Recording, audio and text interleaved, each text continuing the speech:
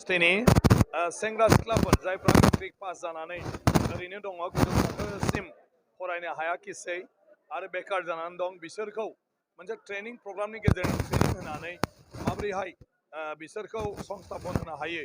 बिनि थाखाय राहा लानो बे हाबाफारिखौ लानाय जादों आरो दिनै सिपेटआ आवगायबोदों आरो सिपेटनि गेजेरजों दा 100 सेंग्रा सिख्लाफोरखौ ट्रेनिङाव फाथायहरनाय जागोन बिसोरजों आरो बे ट्रेनिंनि उनाव बिसोरो डाइरेक्ट माने एमप्लयमेन्ट मोनगोन बिसोरखौ डाइरेक्ट संस्थापन होगोन जोंनि भारतनि गुबुन गुबुन रायजोआव आरो आसामावबो आरो बिसोर गाव गावनो माबा मोनसे मावनो हानायबो सोलोंनो हागोन गतिके बिनि थाखाय आङो साबायखर बावदों सिपेटनि दिनै फैनाय मानव गेदेर बिथांमोनखौ आरो जोंनि जि सेंग्रा सिख्लाफोर दं फरायसा फरायसुलि बिसोरबो खोब माने गोसो गुदुं बे बेलायाव आरो बयबो सिपेटनि दारै बे ट्रेनिंनि गेजेरजों जि मोनसे गायसनथाय होगोन जिउआव साख्रि होगोन बे साख्रिखौ बयबो लागोन होननानै दिनै बिथांमोना बुंदों आं सानो बेनि गेजेरजों जोंनि 100 माने लाइमोनफ्रा दिनै साख्रि मोननो हागोन आरो बिनि उनाव जोङो माखासे आरो हाबाफारि लाबावदों जे नैबे जुननिफ्राय जागोन जुननिफ्राय आगस्तनि गेजेराव बियो जोबगोन आरो बिनि उनावनो लोगो लोगो साख्रिया जागोन आरो बिनि गेजेराव जों आरो मोननै मोनथाम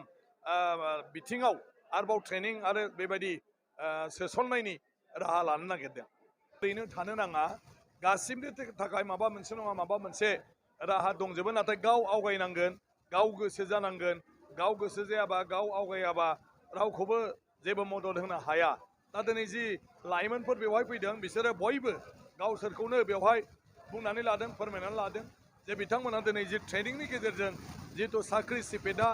सोसननायनि राहा लादों बेखौ बयबो नाजावनानै लागोन बिथांमोना ट्रेनिङावबो थांगोन आरो खामानिखौबो मावहैगोन होननानै दिनै बयबो खोथा होदों जुदि बेबायदि जायोब्ला आं सानो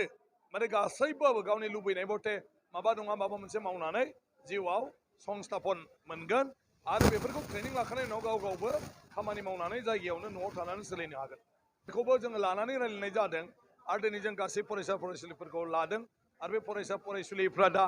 फरायफुबाय थानाय नङा बिसोर अलरेडि ड्रप आउट माने मेट्रिक आनजाद उथ्रिखांनानै सोरबा हायार सेकेन्डारि उथ्रिखांनो हायाखै बेबायदि जानानै थाजोबनाय बेखार लाइमोनफोर आरो बिसोरनो बिमा बिफा नांला बिसोर गाव गावनो साननो हानाय जाबाय बिसोर मेचियर ओंखायनो बिसोर गावबा गावनो बे थांखिखौ लानो हायो सिद्धान्तखौ लानो हायो गतिके दिनै जोङो 100ल'सो दैथायहरगोन नाथाय दिनै 175 फरायसा फरायसुलिया बेयाव रेजिस्टार खालामफैदों বাকী হিচাপে সঁচাকৈ গৌৰৱ বোধ কৰিছোঁ অসম বিধানসভাৰ স্থানীয় বিধায়ক বিশ্বজিৎ দৈমাৰী ডাঙৰীয়াৰ যি নেতৃত্বত ব্যৱস্থা আমাৰ ইয়াত নিবনুৱাসকলক সংস্থাপনৰ কাৰণে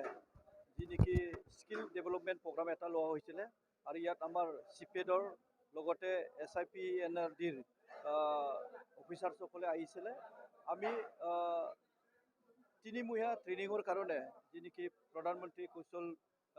যোজনাৰ অন্তৰ্গত এটা তিনিমহীয়া প্ৰশিক্ষণ সেই প্ৰশিক্ষণৰ কাৰণে আমি চিপেট চাংচাৰী গুৱাহাটীত যিটো নেকি আছে তালৈ পঠাম আৰু তাৰ কাৰণে আমি শিক্ষা মানে মাতিছিলোঁ ইয়াত আহিছে তেওঁলোকক আমি পঠাম আপোনালোকে জানে অসমত নিবনুৱা মানে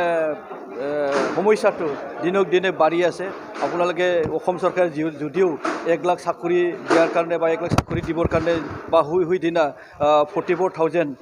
নিবনুৱাসকলক মানে চাকৰিৰ নিযুক্তি পত্ৰ প্ৰদান কৰিছে কিন্তু এই প্ৰদান কৰাটো আমি 44,000কে দেখা পালোঁ কিন্তু কিমানজনে এপ্লাই কৰিছিলে প্ৰায় 40 লাখৰ ওপৰতে মানে এপ্লাই কৰিছিল গতিকে চবে চাকৰি চৰকাৰী চাকৰি পোৱাৰ কাৰণে সম্ভৱ নহয় গতিকে আমি কোম্পানী চাকৰি বা মানে নিজক চলিবৰ কাৰণে কৌশল মানে কি বুলি কয় আদব কায়দা বা স্কিল কৰিবৰ কাৰণে ট্ৰেইনিং দিব লাগিব ট্ৰেইনিং ল'ব লাগিব তো এইখিনি চিন্তাধাৰা কৰি আমাৰ অধ্যক্ষ ডাঙৰীয়াই বা স্থানীয় বিধায়ক ডাঙৰীয়াই সমষ্টিৰ অন্তৰ্গত নিবনুৱাসকলক আজি এটা ফাৰ্ষ্ট ষ্টেপ তিনিমহীয়া ট্ৰেইনিঙৰ কাৰণে মাতিলে আৰু তেওঁলোকৰ পৰা পৰামৰ্শ ল'লে কেনেকুৱা আমি পঠাব পাৰিম আৰু ইয়াত যি নেকি চিপেডৰ পৰা বা SIPNRDৰ পৰা অফিচাৰ চাইছিলে তেওঁলোকেও আমাক মাৰ্গদৰ্শন দিলে আমি ভাবিছোঁ যিহেতু প্ৰথম পৰ্যায়ত 100জন নিবনুৱাসকলক মানে লৈ যাব বিচাৰিছে গতিকে 100জন যদি মানে লাইন লাগি যায় আমাৰ কাৰণে বহুত ডাঙৰ এটা সফলতা বুলি আমি ক'ব লাগিব পানেৰী সমষ্টিৰ কাৰণে